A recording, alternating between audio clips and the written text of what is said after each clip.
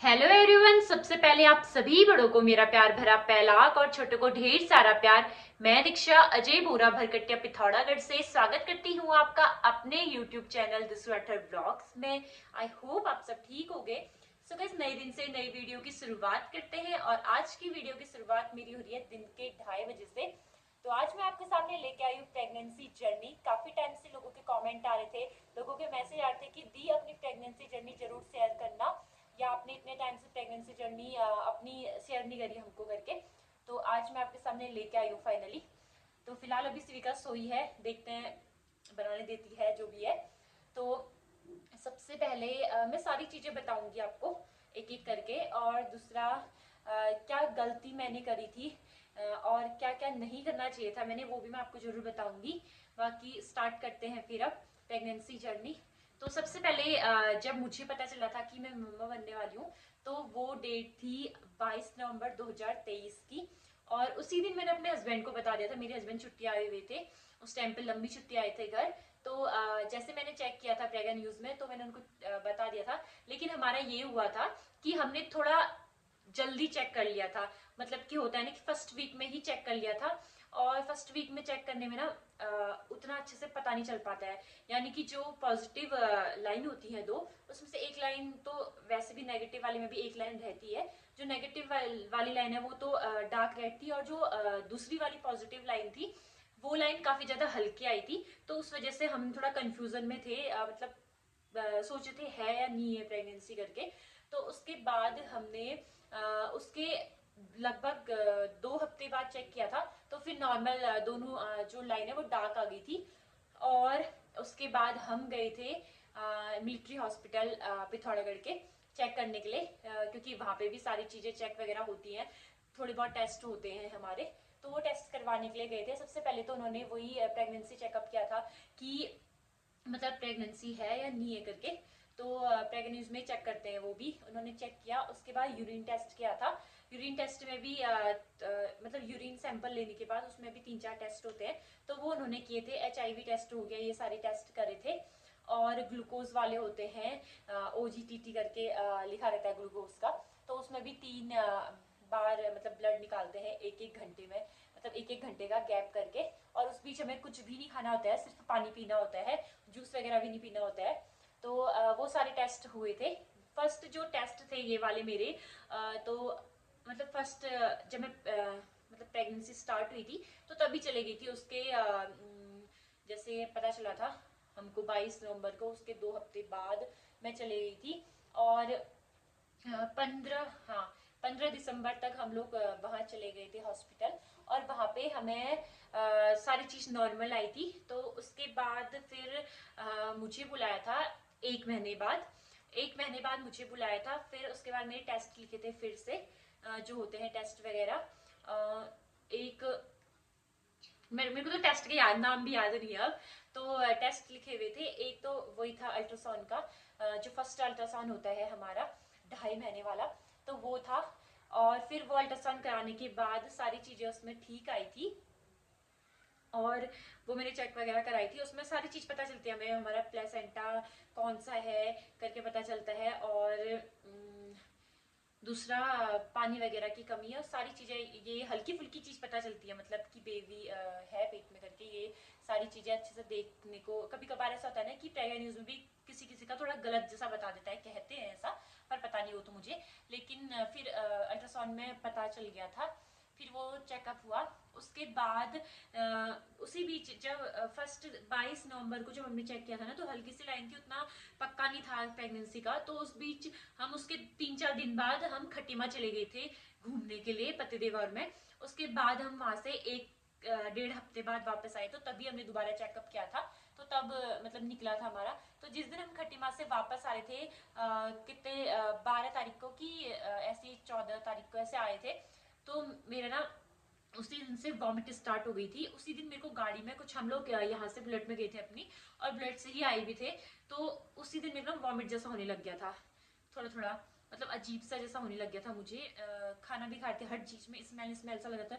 और पूरे रास्ते भर में ना मेरा यही था कि नहीं मुझे उल्टी आ रही है, उल्टी आ रही है। जबकि मेरा ऐसा है कि मुझे सफर में बिल्कुल भी कुछ भी वॉमिट वगैरह नहीं आती है। मैं कितना भी लंबा सफर कर लूँ, कितने भी दिन में गाड़ी में बैठ जाऊँ, मुझे कुछ भी नहीं होता है। तो इसी वजह से फिर दोबारा चेकअप भी किया था हमने। हाँ, तो यहाँ पे हो गया। और जो ये मेरी वॉमिट वाला सिलसिला था, ये पूरा मेरा चला था 4 मंथ तक।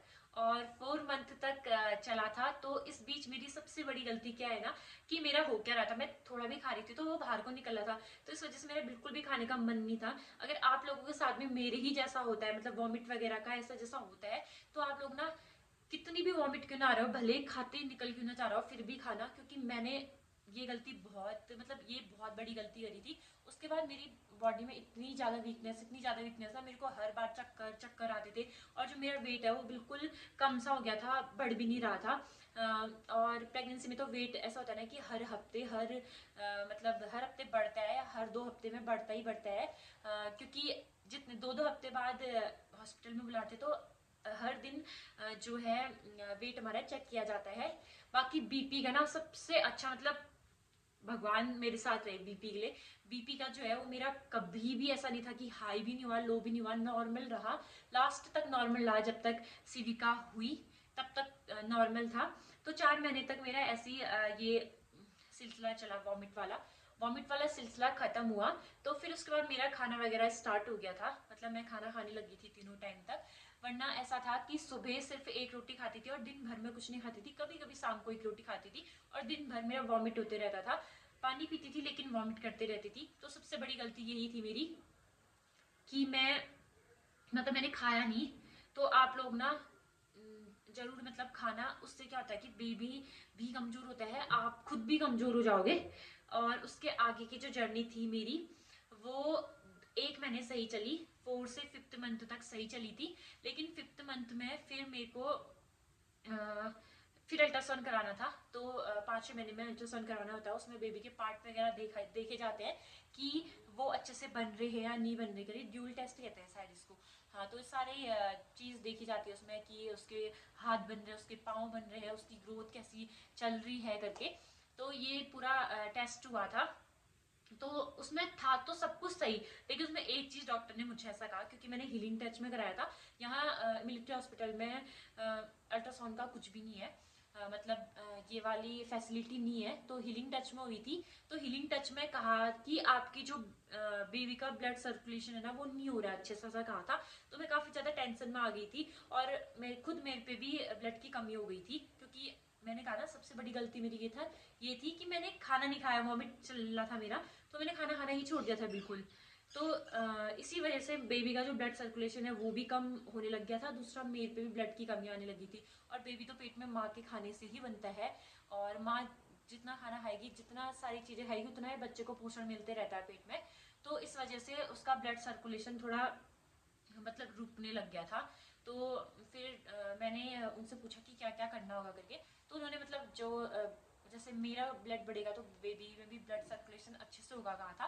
तो मैंने सारी जो ब्लड बढ़ने वाली चीज़ें होती हैं वो खाई थी, अनार, चुकंदर, कीवी, ये सारी चीज़ें खाना स्टार्ट कर दिया था। तो फिर 5 मंथ कंप्लीट होने वाला था अप्रैल के टाइम पे। तो फिर क्या हुआ ना कि मेरे को ना एक एलर्जी हो गई थी, खुजली। खुजली तो नॉर्मल होता है क्योंकि हमारा पेट का जो साइज है वो बढ़ता है और थाई का थोड़ा साइज बढ़ता है प्रेगनेंसी के टाइम पे। तो खुजली नॉर्मल है, हर किसी को होती है। लेकिन मेरी थोड़ी खुजली ना कुछ ज्यादा थी, वो एक एलर्जी टाइप की होती है, वो एलर्जी हो गई थी मुझे। और बॉडी में एक भी पिंपल नहीं था, कहीं पे भी एक भी पिंपल नहीं था। लेकिन मेरी जो एलर्जी ना वो काफी ज्यादा बढ़ रही थी। रात को मैं ऐसे सोती थी जैसे गर्मी के दिन थे, अप्रैल का महीना था, फैन ऑन होता था मेरा। तो फैन से भी मुझे नींद नहीं आती थी। पानी पकड़ती थी, बॉटल में पानी होगा, अपने शरीर में ऐसे पानी फेंकती थी। उसके बाद जब वो फैन से पानी ऐसे सूखता था ना, ठंडक महसूस होती थी। उसके बाद ही मुझे थोड़ा नींद आती थी।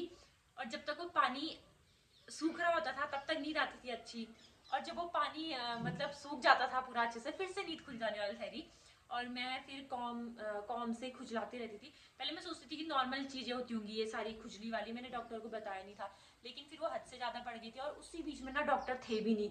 तो 1 महीने तक मैंने ये बहुत सहा है, मतलब 1 महीने तक मैंने बहुत सही खुजली, बहुत ज्यादा। क्योंकि खुजली तो होती मेरे उल्टे हाथ में, और हाथ इतने नाखूनों से कितना खुजलाऊंगी फिर भी नहीं हो रहा था। फिर कॉम से खुजलाती थी, पाँव भी, हाथ भी, हाँ यहाँ भी, पीठ में भी कॉम से खुजलाती थी। फिर जब डॉक्टर आए तो मैंने उनको बताया, उन्होंने मेरा टेस्ट करवाया था, एक टेस्ट होता है एलर्जी का ही, तो उसमें काफ़ी ज़्यादा एलर्जी आई थी मेरी। और हाँ, ये एलर्जी ना उस टाइम पे प्रेगनेंसी जर्नी बहुत सारी औरतों की चल रही थी, तो ये एलर्जी 2 लोगों को आई थी, एक मेरी खुद की मामी सास थी, एक मैं। तो फिर दोनों को मतलब उनको भी आई एलर्जी, मेरी भी आई, तो उनका तो ऑपरेशन से हो गया था बेबी मई में। फिर मेरी बारी आई, तो फिर डॉक्टर ने मेरी दवाई चलाई। मई से लेके जुलाई तक मैंने दवाई खाई है, 3 टाइम, दो गोलियां, यानी कि दिन की पूरे एक दिन की 24 घंटे की मेरी 6 दवाई चलती थी ये वाली। और कैल्शियम और आयरन की तो अलग हुई, और विटामिन सी की भी कमी थी मेरी बॉडी में, तो विटामिन सी भी चल रही थी मेरी। और हाँ, ब्लड की कमी थी ना, तो ब्लड कहते कि विटामिन सी के उससे भी होता है, तो मेरे को डॉक्टर ने कहा था कि रोज का एक नींबू खाना तुम, एक नींबू खाना और अनार चुकंदर वगैरह तो खाना ही खाना बोला था।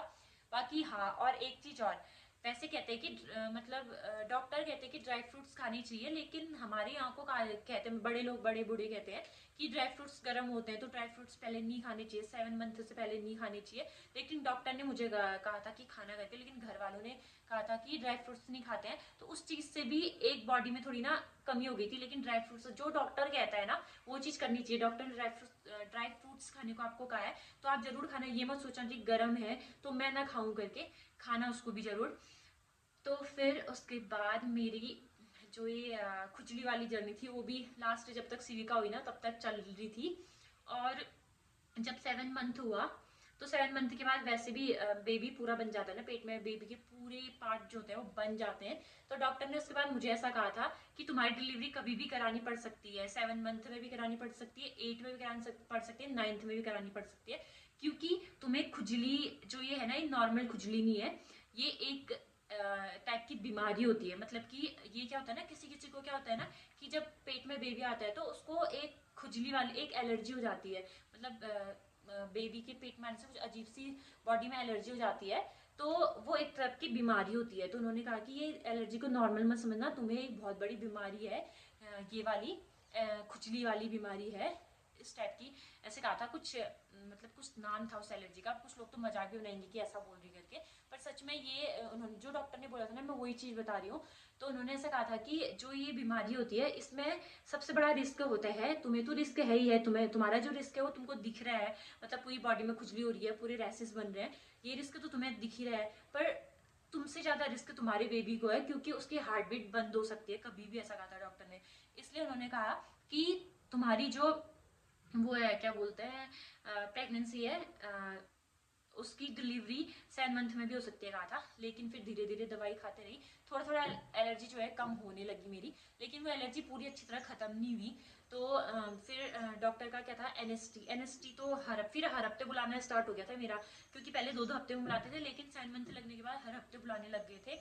तो फिर एनएसटी होती थी। एनएसटी में क्या होता है कि तुम्हारा बेबी जितने बार मूवमेंट करेगा उतने बार तुम्हें एक बटन टाइप का देते हो, उसको दबाना होता है। तो फर्स्ट एक बार क्या, मेरी कुछ कुछ बातें ऐसा होता था ना, मैं घर वालों को नहीं बताती थी, मतलब मम्मी को नहीं बताती थी, क्योंकि मेरे को खुद टेंशन होती थी। मैं सोचती थी खाली उनको भी टेंशन होगी, लेकिन हाँ, मैं अपने हस्बैंड को सारी चीजें बताती थी, उनको सारी चीजें बता रहती थी। वो मुझे कहते थे तो टेंशन मत ले, सब कुछ सही होगा, सब कुछ सही होगा कहते थे। फर्स्ट टाइम जब एनएसटी कराई थी ना, तो मेरी बेबी के जो मूवमेंट है ना वो हुआ ही नहीं, और डॉक्टर को मैंने जो वो पर्चा दिखाया, डॉक्टर ने मुझे इतना ज्यादा डांट दिया, बोला ये मूवमेंट क्यों नहीं हो रहे हैं। वैसे कहते हैं ना कि 7 मंथ के बाद से बेबी का जो मूवमेंट होता है हर 2 घंटे में होना चाहिए। ये हॉस्पिटलों में लगा भी रहता है कि बेबी का मूवमेंट 2 घंटे के अंदर अंदर होना जरूरी है। इसको जरूर मतलब गौर करें। अगर बेबी का मूवमेंट नहीं होता है 2 घंटे तक, तो फिर अपने डॉक्टर को जरूर दिखाएं कहते हैं। तो वो उस दिन पता नहीं क्यों ऐसा, एनएसटी में, वैसे एनएसटी तो 5-6 मिनट की कराते हैं वो लोग, तो उसके अंदर बेबी ने मूवमेंट ही नहीं करा मेरे, उससे पहले हिल रही थी ये, और उस टाइम पे मूवमेंट नहीं हुआ। तो मैंने डॉक्टर से बहुत ज्यादा डांट खाई थी। उसके बाद डॉक्टर ने मुझे कहा कि तुम बिना खाना खाए गए होगे शायद। मेरे को वैसा वाला डर हो गया था, मेरे दिमाग में वो चल रहा था, क्योंकि डॉक्टर ने कहा था हार्ट बीट कभी भी बंद हो सकती है, तो मेरे दिमाग में वही चल रहा था कि कुछ हुआ तो नहीं होगा, कुछ हुआ तो नहीं होगा। क्योंकि जब ऐसी चीजें होती है ना, तो हर बार दिल में, मतलब मन में कुछ ना कुछ डर बैठे रहता है, कुछ ना कुछ मन में डर बैठे रहता है। और एक तो फर्स्ट प्रेगनेंसी, कुछ भी पता नहीं है ऐसी चीज़ों का, क्या चीज़ करनी चाहिए क्या चीज़ नहीं करनी चाहिए, कुछ भी नहीं पता हुआ। तो काफ़ी ज़्यादा मतलब मैं डर गई थी। फिर डॉक्टर ने मुझे कहा था कि तुम खाना खा लो, पानी पियो, उसके बाद एनेस्थी कराने दोबारा जाओ। तो जब मैं एनेस्थी करने के लिए दोबारा गई तो जो वहाँ पे नर्स होती हैं, तो उन्होंने मेरे से ऐसा कहा था कि तुम थोड़ा सा मीठा भी खा लो और पानी पियो, तो फिर एनेस्थी मतलब सही होगी तुम्हारी। तो फिर उसके बाद मैंने जब एनेस्थी कराई तो फिर नॉर्मल मेरी एनेस्थी सही आई थी। फिर डॉक्टर ने घर भेज दिया था। अगर मेरी एनेस्थी दोबारा वैसी आती तो डॉक्टर मुझे एडमिट करने वाला था उसी दिन, पहले तो 7 मंथ में ही। फिर हर हफ्ते तो एनेस्थी हो ही रही थी। फिर उसके बाद यही एनेस्थी वाला ही चल रहा था और मेरी दवाइयाँ जो है एलर्जी की रेगुलर चल रही थी। और फिर आई बारी मेरे 8 मंथ कंप्लीट होने के बाद, मेरा जो 9th मंथ स्टार्ट होता है, तो मेरा 8th मंथ जो है वो कंप्लीट हुआ था 15 जनवरी को। और 21 जनवरी को सोचो 9 महीने लगे हुए कितने दिन हुए हैं, 5-6 दिन हो रखे हैं और मेरी डिलीवरी हो गई थी। तो मैं गई थी लास्ट में हॉस्पिटल में, एडमिट कब हुई थी, 18 जुलाई को मुझे एडमिट कर दिया था। 18 जुलाई को भी मैं नॉर्मल चेकअप करने के लिए गई थी और मुझे डॉक्टर ने ऐसा कहा कि तुम्हें एडमिट होना है, तुम्हारी डिलीवरी करानी है। मुझे धक्का पड़ गई, भाई क्या हुआ, मेरे को टेंशन जैसी हो गई थी, क्या हुआ होगा, क्यों एडमिट करा रहे होंगे, कहीं कुछ हुआ तो नहीं, ऐसा वाला चल रहा था मेरा। और डॉक्टर ने मुझे 7 मंथ से 8 मंथ पूरा कंप्लीट होने तक मेरे को यही कहा था कि ज्यादा से ज्यादा ऐसा होगा कि तुम्हारी जो डिलीवरी है वो नॉर्मल नहीं होगी, ऑपरेशन होगा, नॉर्मल नहीं होगी ऑपरेशन होगा, ऐसा कहा था डॉक्टर ने मुझे। लेकिन मैंने कहा चलो नॉर्मल हो या ऑपरेशन हो, जो भी हो, बेबी अच्छा होना चाहिए, मैं ये सोच रही थी। तो फिर जब मैं 18 जुलाई को एडमिट हुई ना, तो मुझे जब जब मैं एडमिट हुई तो वहाँ पे एमएनएस होती हैं, मतलब एमएनएस होती हैं। तो उन्होंने मुझे कहा, जब मेरा सारा एडमिट वाला कागज बना और मैं वहाँ एडमिट हो गई, तो उन्होंने मेरे से कहा कि अब आप घर तभी जाओगे जब आपका बेबी हो जाएगा। तो मेरी जो डिलीवरी की डेट थी वो थी 5 अगस्त, एक दूसरी थी 12 अगस्त। तो मैंने सोचा 5 अगस्त और 12 अगस्त, तो इतने दिनों तक मैं एडमिट रहूंगी। लेकिन फिर जब पता चला ना कि मतलब मेरी डिलीवरी कराने ही वाले हैं, तो फिर मुझे डर लगने लगी थी। क्योंकि एक होता है ना नॉर्मल डिलीवरी का खुद से पेन उठना, और दूसरा पेन दवाई लगा के उठवाना। तो वो बहुत ज़्यादा गंदा रहा, मतलब मेरी प्रेगनेंसी जर्नी में सबसे ज़्यादा गंदा रहा। 18 तारीख को मैं एडमिट हुई थी, 19 तारीख को भी मैं एडमिट रही। 19 तारीख को मेरे को एक इंजेक्शन दिया था पेन आने वाला, तो उस इंजेक्शन से कोई भी असर नहीं हुआ मुझे, मतलब शाम रात को दिया था 10 बजे, कुछ भी असर नहीं हुआ। फिर दूसरे दिन 20 तारीख को मेरे को फिर से एक इंजेक्शन दिया सुबह, तो उससे भी मेरे को कोई असर नहीं पड़ा मतलब उससे भी पेन नहीं उठा। क्योंकि वैसे बड़े बूढ़े कहते हैं ना, जब बेबी होता है तो पहले बेबी ऊपर होता है, ऊपर तक रहता है, और जैसे बेबी होने वाला होता है, होने का टाइम आता है बेबी का, तो बेबी नीचे को खिसकने लग जाता है, मतलब उसका जो माँ का पेट होता है वो नीचे को छटक जैसा जाता है, नीचे को जाता है। तो मेरा कुछ भी सीन नहीं था, मेरा पेट ऊपर ही था। तो इस वजह से मेरा जो सेकेंड वाला है उसमें भी पेन नहीं उठा। लेकिन जो थर्ड वाली दवाई दी मुझे, तो उसमें मेरा फिर पेन उठ गया था और वो मेरे को 20 जुलाई को दी थी मेरे को 10 बजे। तो 10 बजे जब वो दवाई दी, उसके बाद 11 बजे से हल्का हल्का पेन होना स्टार्ट हो गया था। लेकिन जब मेरा हल्का हल्का पेन होना स्टार्ट हुआ, सुबह के 5 बजे थे, तब तक भी मतलब जो बच्चेदानी का मुंह होता है ना, वो मेरा थोड़ा सा भी नहीं खुला था। वैसे मतलब कितना खुलना चाहिए, मुझे भूल भी गई मैं, मतलब मेरा 1-2 इंच खुला था सिर्फ, और 5-6 इंच खुलना चाहिए कहते हैं शायद।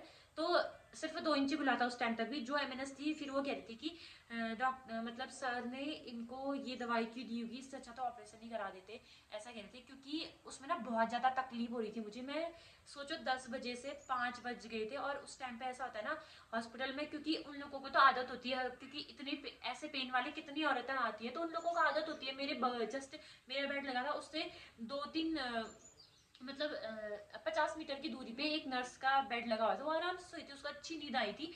तो उन लोगों को तो आदत होती है ना कि मतलब ये ऐसा हो रहा था कि कोई मुझे देखने आ क्यों नहीं रहा है करके।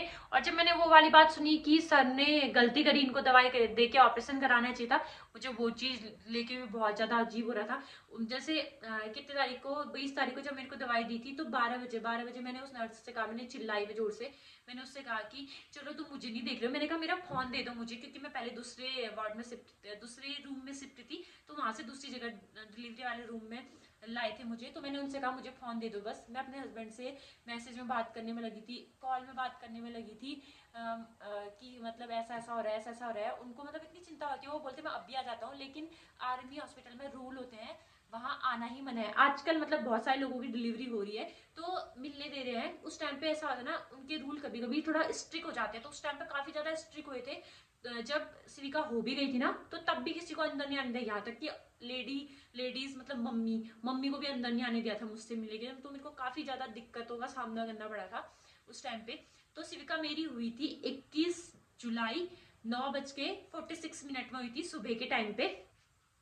और जिस टाइम पे सिविका होने वाली थी, मैं होने के 10 मिनट पहले ना मेरा जो मतलब मैं ऑक्सीजन, मतलब मेरे सांस ना रुकने लगी थी ऐसे, मतलब बिल्कुल मैं सांस ले ही नहीं पा रही थी। फिर उसके बाद मैंने ना ऑक्सीजन लगा तो मतलब जब ऑक्सीजन लगा, क्योंकि मैं बहुत ज्यादा थक गई थी, सोचो रात 10 बजे से लेके दूसरे दिन सुबह 10 ही बज गया है, पूरे 12 घंटे हो चुके हैं। तो मेरा पूरा ऑक्सीजन लगा, और एक साइड से मेरा ग्लूकोज चढ़ा है, दूसरी साइड से मेरा ऑक्सीजन का वो लग रखा है। उसके बाद जब सिविका होने वाली थी, तो होता है ना, अब इसमें वैसे बताना तो नहीं चाहिए पर वैसे बताते हैं कि पुश करना होता है माँ को, जब बेबी होने वाला था पुश करना होता है, तो मैं पुश नहीं कर पाई। और उन्होंने ना सीजर लगा दी थी। सीजर तो नॉर्मल लगती है, इतनी मतलब इतनी ज्यादा सीजर लग गई थी मेरी की, मतलब उसमें जैसे एक ऑपरेशन होता है ना, ऑपरेशन होके बेबी होता है, उतने ही टाँके उसमें भी लगते हैं। जैसे 18 टाँके लगे थे पूरे मुझे नॉर्मल डिलीवरी में भी। तो बहुत ज्यादा सीजर लग गई थी, क्योंकि मैं पुश कर नहीं पाई, तो वो कर भी क्या सकते थे, उन्होंने ज्यादा सीजर लगा दी और बहुत ज्यादा कट कर दिया था। तो मेरे 18 टाँके लगे थे पूरे। इसी वजह से मेरे जो टाँके है ना, वो पूरे 22 दिन, सीधा को पैदा हुए 22 दिन हो गए थे, फिर भी मेरे टाँके सही नहीं हुए थे। क्योंकि ऑपरेशन में क्या होता है, पेट में टाँके लगते हैं जो ऑपरेशन होता है, और उसमें उठने बैठने में सारी चीजें ध्यान, और क्योंकि टाँके दिख रहे हैं। लेकिन नॉर्मल डिलीवरी में टाँके हमें जो लगते हैं ना, वो उठने बैठने में बहुत ज्यादा दिक्कत करते हैं। होता क्या है, मैं ये बताती हूँ कि होता क्या है। ऑपरेशन वाला सोचता है कि नॉर्मल डिलीवरी आसान है, लेकिन नॉर्मल वाला सोचता है कि ऑपरेशन आसान है। होता क्या है कि जो नॉर्मल डिलीवरी है या ऑपरेशन है ना, दोनों लगभग सेम सेम ही है। दोनों में बहुत ज्यादा पेन होता है, दोनों में माँ को बहुत ज्यादा पेन सहना पड़ता है।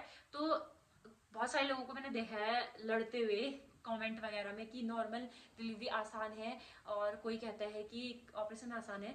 लेकिन जिस पर गुजरती है ना, उसी को पता होता है कि ऑपरेशन आसान है या नॉर्मल आसान है। तो कुछ भी आसान नहीं है। मेरे साथ तो बहुत ज्यादा बुरा हुआ था। मेरे साथ नॉर्मल डिलीवरी होने के बाद भी मेरे को 18 टाके लगे थे पूरे पूरे पूरे। और जब सिविका पैदा हुई ना, तो उसका वेट इतना कम निकला था ना, 2.2 kg निकला था, नहीं 2.3 kg निकला था सिर्फ। और जब बच्चा पैदा होता है उसके दूसरे दिन उसका 100 ग्राम कम हो जाता है, तो सिविका का 2.2 kg हो गया था। उसके तीसरे दिन 2.1 kg हो गया था, तो सिविका का वेट 2.1 kg हुआ था। सोचो इतनी ज्यादा कमजोर हुई थी ये। और 3 दिन के बाद जब मैं घर आई ना, तो सिविका को फीड करना ही नहीं आ रहा था, और ना मुझे फीड में लगाने के लिए आ रहा था उसे। तो हुआ क्या कि मुझे ना सिविका को प्रेस करके दूध निकाल के फिर पिलाना पड़ा। और 22 दिन तक तो सिविका का पेट भर ही रहा था प्रेस करके, जब मैं दूध निकाल के उसको पिला रही थी, क्योंकि उसको फीड करना आ ही नहीं रहा था, और मैं उसको फीड करने के लिए लगा नहीं पा रही थी, क्योंकि सिविका को पीलिया निकल गया था इस बीच में। तो जब मैं गाड़ी में मार्केट जा रही थी, 2-3 दिन हम मार्केट आए गए, तो इस बीच में मेरे जो टाँके है ना, वो मतलब फैल गए थे। जैसे टाँके होते हैं चिपका हुआ, जो चिपकाते हैं मांस को सिल के, तो मेरा मांस पूरा फट गया था, और मुझे और ज्यादा दिक्कत होने लगी लेटने में। पूरे एक महीने मैंने खड़े होके खाना खाया। मैं बैठ के खाना खा ही नहीं पाई सिविका के पैदा होने तक, और ना उसे फीड में लगा पाई। उसके बाद क्या होता है ना, बच्चा भूल जाता है, फीड करना ही भूल जाता है। तो सिविका फीड करना ही भूल गई, और सिविका ने मेरा जो दूध है ना, वो सिर्फ 3 महीने तक पी रखा। वो मैंने प्रेस करके निकाला, वो कैसे प्रेस करके मैंने निकाला है ना, वो मजबूरी सिर्फ मैं जानती हूँ। मुझे ना मेरे रिश्तेदार आते थे, बोलते थे दूध नहीं पिला रही, ये नहीं करनी, वो नहीं कर रही, लेकिन कोई माँ चाहेगी कि उसका बच्चा या उसकी बच्ची दूध ना पिए करके। मुझे सच में इतना ज्यादा बुरा लगता था ना कि वो दूध नहीं पी पा रही है, ना मैं उसको दूध पिला पा रही हूँ। 3 महीने तक मैंने उसको प्रेस करके जैसे तैसे दूध पिलाया था, और वो दूध उसके लिए मतलब पेट भर नहीं हो पा रहा था। तो उसके साथ साथ उसने फॉर्मूला मिल्क भी पी रखा है, सिविका ने फॉर्मूला मिल्क पी रखा है। सिमिलैक वाला आता है 400 ग्राम का, 600 रुपए का। तो 3 महीने तक वो पी रही थी। फिर उसके बाद मतलब उसको ना गैस बन रही थी उससे, तो डॉक्टर से पूछ के, वैसे डॉक्टर गाय का दूध मना करते हैं, लेकिन जो पहाड़ी गाय होती है ना, तो पहाड़ी गाय के दूध में जो मतलब बाखड़ी गाय कहते हैं, जैसे उसको ब्याए उसको गाय को बच्चा दिए हुए 5-6 महीने हो जाते हैं, तो उसके बाद का दूध बच्चे को दे सकते हैं, लेकिन पानी मिक्स करके देते हैं। तो 3 महीने के बाद से शिविका ने गाय का दूध पी रखा है। और गाय अब तो जब अन्नप्राशन हुआ, अन्नप्राशन के बाद से शिविका और चीज भी खाने लगी है, लेकिन उसने गाय का दूध पी रखा है 3 महीने के बाद। और ये सारी चीजें ना मैं आप लोगों को इसलिए भी बता रही हूँ क्योंकि बहुत सारे माएँ होती हैं मेरी तरह जो बच्चे को फीड कर नहीं करा पाती है, और बच्चा फीड में लग नहीं पाता है, ना उसको फीड कराना आता है, ना बच्चा फीड करना सीख पाता है। तो शिविका फीड नहीं कर पाई थी, और मैंने कैसे उसको दूध पिला रखा है ना, 3 महीने तक भी मैंने उसको कैसे दूध पिला रखा है मैं जानती हूँ। और मुझे अभी भी इतना ज्यादा अफसोस होता है कि शिविका दूध नहीं पीती है, मतलब मेरा दूध नहीं पीती है, उसको वो दूध पीना पड़ता है करके। बाकी शिविका का 5 महीने में, कुमाऊं में 5 महीने में शिविका का अन्नप्राशन हो गया था, और अब शिविका को 6 महीने पूरे हो गए, 7 महीने हो गए। शिविका का इसी वजह से, शिविका वैसे भी कमजोर हुई थी, फिर उसके बाद उसने सिर्फ 3 महीने तक मेरा दूध पिया, तो इस वजह से उसका जो वेट है ना, वीडियो फोटो वगैरह में शिविका बड़ी लगती है, लेकिन वो सामने में ना छोटी सी है, उसका वेट अभी उतना ज्यादा बड़ा नहीं है। लेकिन अब हम उसको मतलब अनार वगैरह ऐसी चीजें खिलाने लगे हैं कि उसका वेट जल्दी ठीक हो जाएगा करके। और शिविका को गैस भी बन रही थी शायद सिमिलैक जो मतलब फॉर्मूला मिल्क था उससे। और कोई कोई बच्चे वैसे बहुत सारे बच्चे होते हैं फॉर्मूला मिल्क पीते हैं, लेकिन फिर भी वो परेशान नहीं करते। पर किसी किसी बच्चे के ना वैसे जो पहाड़ी में बोलते ग्रही वो होते हैं, तो थोड़ा शिविका के वो वाले थे, तो शिविका काफी ज्यादा परेशान रहती थी और परेशान करती थी। 1.5 महीने तक नहीं, 2.5 महीने तक शिविका रात के 2-3 बजे तक नहीं सोती थी, और सुबह 8:30 बजे उठती थी, और फिर दिन में सोती थी, क्योंकि दिन में तो मेरा काम वगैरह होता था, मैं सो नहीं पाती थी, उसका ही काम होता था, कुछ घर के काम होते थे, तो उस वजह से मैं सो नहीं पाती थी। और रात को मैं 2-3 बजे तक उसके साथ ऐसे ही रहती थी। 2.5 महीने तक तो मम्मी भी मतलब ऊपर ही सोई थे, मेरे रूम में ही सोते थे नीचे जमीन में। उसके बाद फिर ठंडियाँ स्टार्ट हो गए थे, तो फिर बाद में मैंने मम्मी को बोला कि मैं सो जाऊंगी इसके साथ, आप चले जाओ करके। फिर 2.5 महीने के बाद मम्मी नीचे सोने लग गए थे, तो काफी ज्यादा ना दिक्कतों का सामना करना पड़ा था। पूरी प्रेगनेंसी में भी मेरे को कुछ ना कुछ दिक्कत होती रही, पूरी प्रेगनेंसी में चला था कुछ ना कुछ दिक्कत। और जब प्रेगनेंसी मतलब मेरी बेबी हो गई, उसके बाद बहुत सारी दिक्कतें हुई थी। हाँ, मैं बोली थी ना कि आपको क्या क्या नहीं करना चाहिए, जो मेरी गलती थी, मेरी सबसे बड़ी गलती तो वही जो मैं बता रही थी आप लोगों को, कि इसी वजह से शिविका कमजोर भी हुई थी। 4 महीने तक मैंने ढंग से खाना नहीं खाया था, उल्टी होने की वजह से। भले आपको वॉमिट हो, भले कुछ भी हो। और दूसरा बैगन मत खाना, बैगन से ही मेरे को एलर्जी हुई थी। बैगन खाने से एक ये भी होता है, मिसकैरेज का भी डर रहता है, कुछ लोगों को पच जाता है, कुछ लोगों को नहीं पचता है, तो उसकी दिक्कत भी थी। तो दोस्तों मेरी जो प्रेगनेंसी जर्नी थी और शिविका के अभी होने तक ना, ये जर्नी थी मेरी। लेकिन जब अन्नप्राशन हुआ ना, अन्नप्राशन के बाद उसको बहुत सारी चीजें खिलाने लगे, तो शिविका अब थोड़ा ठीक होगी, अब खेलने लग गई है, और थोड़ा मतलब सही है, रात को भी सोती है, दिन में भी थोड़ा सो जाती है। तो मेरी प्रेगनेंसी जर्नी यही थी। कुछ लोगों को शायद इसमें से कुछ चीजें मिलेंगी। और प्रेगनेंसी जर्नी के टाइम पे मैंने क्या क्या खाया था, तो मैंने आपको बताया, मैंने ड्राई फ्रूट्स मैंने लास्ट तक खाए ही नहीं थे, सच में नहीं खाए थे मैंने। और दूसरा मैंने सबसे ज्यादा ये अनार कीवी वगैरह खाए थे, और दूसरा नारियल खाया था। नारियल भी मैंने बहुत ज्यादा खाया था, कच्चा नारियल, और उसका पानी भी बहुत ज्यादा पिया था। तो मेरी जो प्रेगनेंसी जर्नी थी यही थी, और अभी तक मतलब शिविका की 6 मंथ होने तक मेरी प्रेगनेंसी जर्नी यही थी, और बेबी के होने के बाद की कहानी भी जो थी यही थी। तो आई होप आपको वीडियो अच्छी लगी हो। वीडियो अच्छी लगी तो please do like, share and subscribe my channel, and please bell icon भी प्रेस कर, जो मेरी नई नई वीडियो आती रहे उसका नोटिफिकेशन आपको मिल सके। मैं दीक्षा मिलती हूँ आपको एक नए ब्लॉग में, तब तक के लिए स्वस्थ रहिए, मस्त रहिए, अपने अपने घरों में सुरक्षित रहिए। जय देवभूमि उत्तराखंड, बाय।